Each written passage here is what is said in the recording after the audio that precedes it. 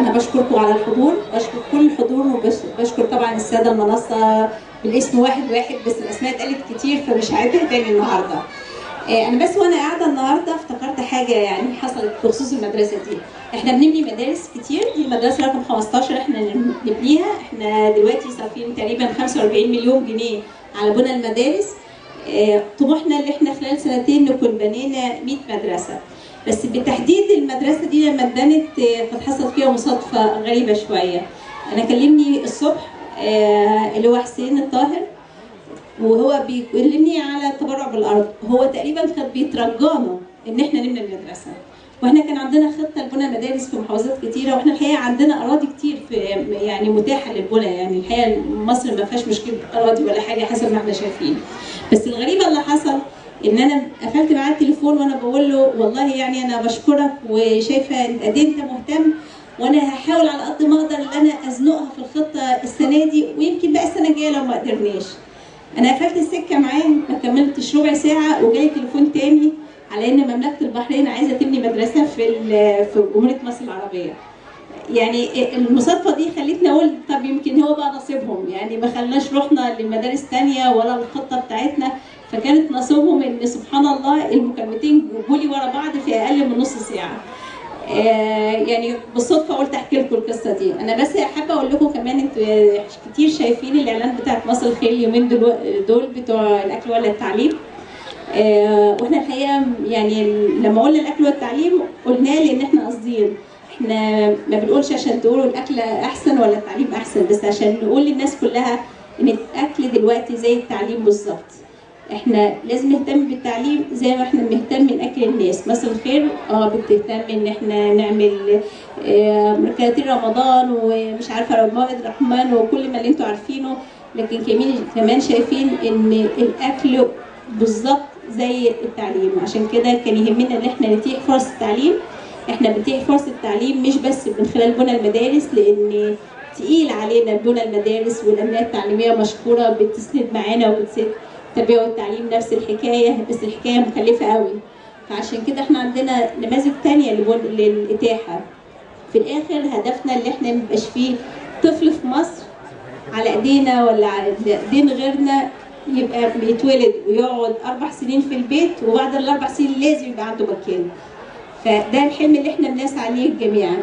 عشان كده احنا زي ما بنبني المدارس بنعمل كمان حاجه اسمها التعليم المجتمعي. الحمد لله التعليم المجتمعي مصر الخير محققه فيه 25,000 طالب سنويا بتقدم لهم الخدمه التعليميه، ومش اي خدمه تعليميه، الحقيقه خدمه تعليميه متميزه. بخصوص بقى المدرسه اللي احنا فيها، احنا ما خلص الموضوع على كده، ما بناش المدرسه وفرشناها وهنروح، لا احنا موجودين برضو. احنا هنشتغل مع اداره المدرسه على تحسين وتطوير وبناء قدرات العاملين على المدرسه، هنشتغل على الانشطه الصفيه واللا صفيه، واحنا موجودين لو احتجتوا اي حاجه تقولوا لنا لا يعني تعدلوا لنا المسار، لا احنا مش كده ما تمشوش كده. في الاخر عايزه اشكر الجمعيه الخيريه البحرينيه او المؤسسه الخيريه البحرينيه، دايما بغلط في الاسم بتاعكم بس هسيبها تقولك انت الاسم. بسم الله الرحمن الرحيم. إن الحمد لله الذي لا إله إلا هو، والصلاة والسلام على خير الله، على خير الخلق سيدنا محمد وعلى آله وصحبه إلى يوم الدين. أما بعد، ضيوفنا الأجلاء سلام الله عليكم ورحمته وبركاته. لا يسعنا في مستهل هذا اللقاء الطيب إلا أن نرحب بكم ترحيبا يليق بمقامكم الكريم، فالشكر لكم بغير حدود، وأما التعبير عنه فهو فوق طاقتي.